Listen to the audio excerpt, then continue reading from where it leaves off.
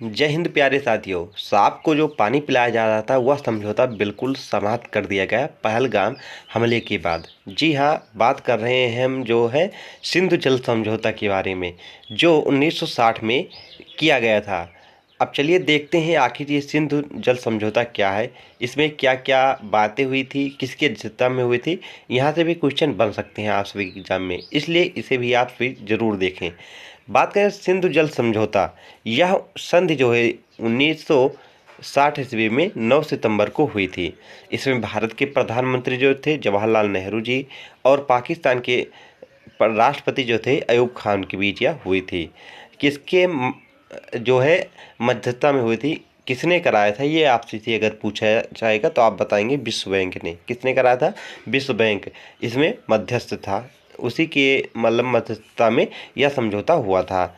इसमें क्या क्या बातें हुई थी? तो इस संधि के तहत जो है 6 नदियों को 2 हिस्सों में बांटा गया था।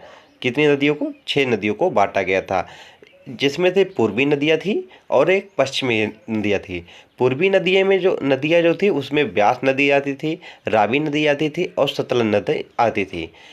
ये नदियाँ जो 3 थी इसे भारत को पूरी तरह मिली, मतलब भारत को ये पूरी तरह मिल गई हैं।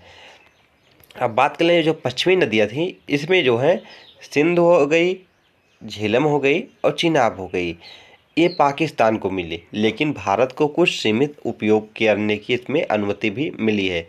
वैसे बात कर लें कि जो सिंधु नदी है इसका उद्गम स्थल कहाँ से है, तो यह तिब्बत से होते हुए निकलती है और भारत होते हुए भारत के लद्दाख क्षेत्र से होते हुए ये पाकिस्तान को जाती है। और पाकिस्तान की यह राष्ट्रीय नदी भी है, मतलब इसका जल जो है पाकिस्तान काफ़ी यूज करता है, लेकिन यह कहाँ से बहती है? भारत से बहती है। तो अगर भारत चाहेगा तो ये इस नदी का जल रोक सकता है, इसलिए दोनों देशों के बीच कोई विवाद ना हो, इसलिए यह सिंधु जल समझौता हुआ था। लेकिन अब पहलगाम जो हमला हुआ है उसके बाद भारत सरकार ने सिंधु जल समझौता तोड़ने की बात की है। तो आपसे को पता होना चाहिए कि आखिर सिंधु जल समझौता क्या था। तो बात करें कि इसमें भारत को कुछ जो सीमित अधिकार मिले थे, वो अधिकार क्या क्या थे देख सकते हैं यहाँ पर।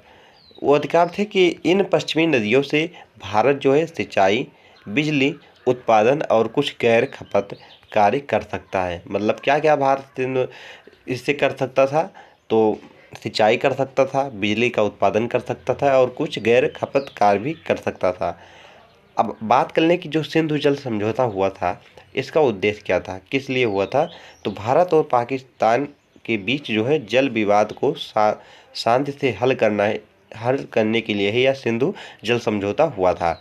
लेकिन फ्रेंड्स आपसे को बता दें कि अभी जो 22 मार्च को कब हुआ था, 22 22 जो चल 22 क्या मार्च 22 अप्रैल को अभी पहलगाम में एक हमला हुआ, जिसमें 27 लोगों की जान गई है। कितनी? 27 लोगों की, जिसमें से 26 जो है भारतीय हैं और एक जो है कौन थे? नेपाली थे। यहाँ पर क्या हुआ, यहाँ पर पाकिस्तान के कुछ आतंकवादी आए और उन्होंने यहाँ पर धर्म पूछकर गोली मारी। वहाँ पर जो लोग गए थे, यहाँ पर पहलगाम ये पर्यटक स्थल है, जम्मू कश्मीर में स्थित है, यहाँ पर गए थे। तो यहाँ पर जब ये आतंकवादी जो थे पुलिस के भेष में थे, उन्होंने यहाँ पर आया और इन सबसे पूछा कि आप सभी का धर्म क्या है।